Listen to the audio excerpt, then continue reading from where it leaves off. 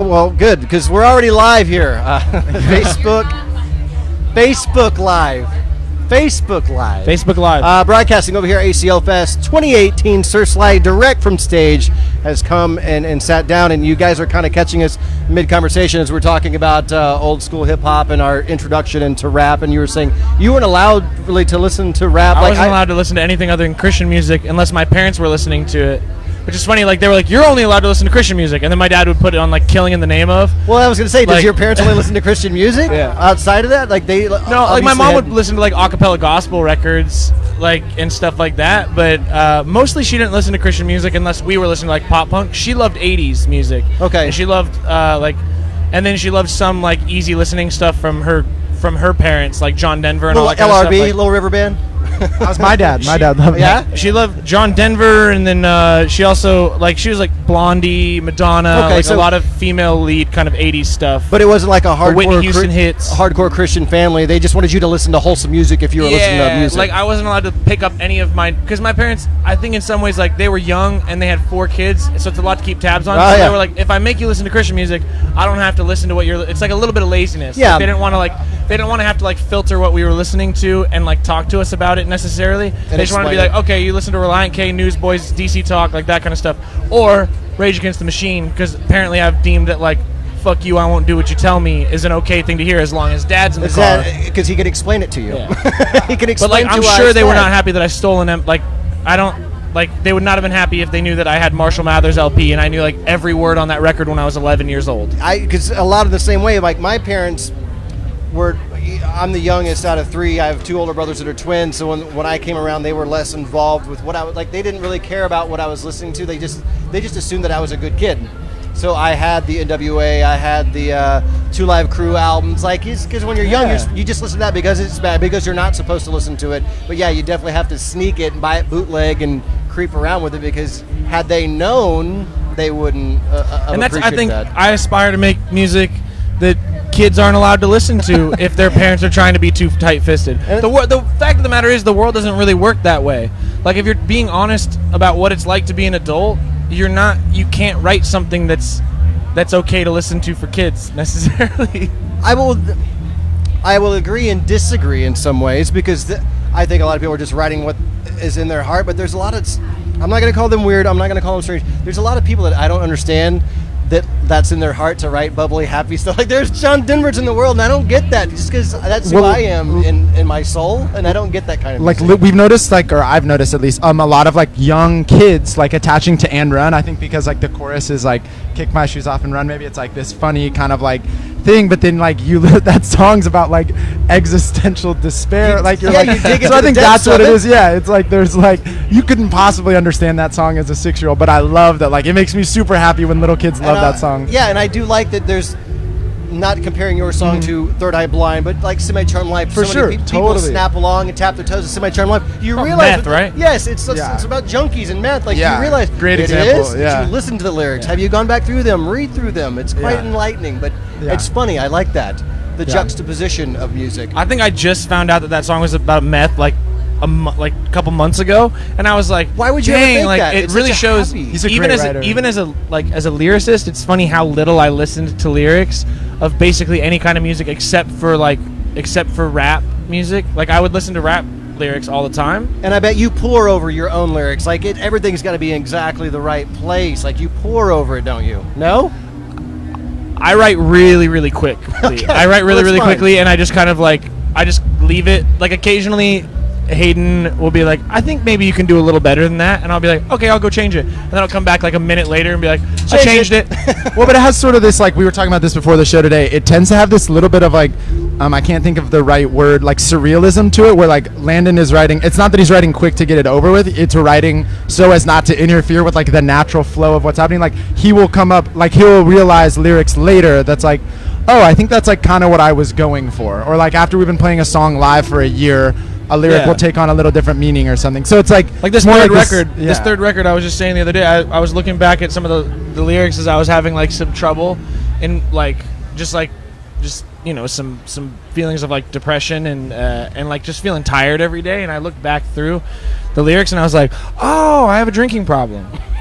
Like I didn't realize until I went back and read the lyrics and was like, I'm covering up a bunch of sad stuff. Like I'm a lot more sad than I was like putting on or pretending to be. Yeah. And it's nice, I think, in that way that like sometimes it takes a little to catch up, but when you write quickly, your subconscious is like filling in the gaps. Yeah, it's a flow that just comes out of you. You just got to put it down on paper. So I mean, you obviously have to think about it, but I mean, the same way that I talk probably too much and too quickly and answer too quickly is the same way that I write.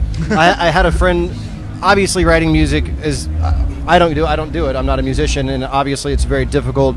But I've asked friends of mine, a ton of musician friends, and one of it, he explained it to me in a way that I could finally understand, at least from his perspective. He's like, for me, music is everywhere. It's like in the air. It's in my head. It's always around. And it's just a matter of me just pulling it down and put. It's like it's always there. It's Ryan Adams says something like that about songs being that way for him. Like he writes like a ton of songs. He's very prolific. Not someone who crafts an album over like 4 years. He said he feels like songs are just out there, and you grab one and you do your best, and that's that song. Then that song is done. You leave it. Like there's songs in the universe you're meant to grab. Right. I guess. Do you guys feel like the songs are ever done, or is it always like one more little tweak, or there's that we should have done like we all have different perspectives on it, which is I think a little bit of the magic. Really obsessive Yeah. lately. Like the last record we became Jason's really the obsessive. obsessive one, does he always talk this much? Does he always talk this much? Me? Yeah. No, I mean, I think I just have to force myself to like turn it in and then be like, yeah, that's it. And It's difficult, like especially nowadays when you have so many options and toys and things to play with and things that you can tweak and things that you can try. It would seem like so it's easy never in the ending. studio now because you work with computers. You can just recall everything. Right. Before it was so hard to like, you'd have to set all the faders, get all the outboard gear going, and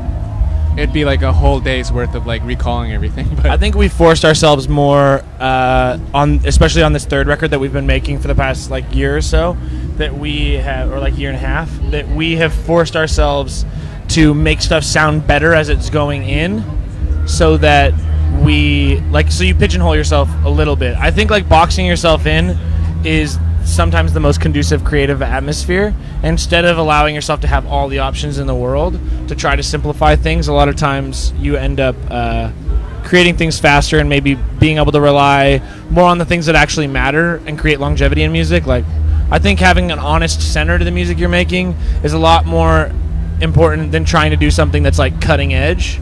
And I think that's what we've been trying to fight for on this third album, is like, let's not try to be musically cutting edge. Let's try to wear our influences on our sleeve. Like we all grew up listening to emo music. We all grew up listening to hip hop. We all grew up and then we started adding different like more adult tastes, like diving into like electronic music, diving into like some more like classic records and those types of things as time went on. And I think trying to put all that in like as quickly as possible, make everything sound good on the front end, and then tweak little things on the back end, like little dynamic things, but to make sure the center of the song is like an honest feeling, whether that's like joy and romance and jubilation, or whether it's like depression and decay or whatever it is. I like to ask bands this a lot just because I get very interesting answers. So if you guys could put out music under a completely different name, different moniker, what kind of record is inside of you? Like is there a country record inside of you? Is there a bluegrass record inside it? Like what would you do if no one had to find out?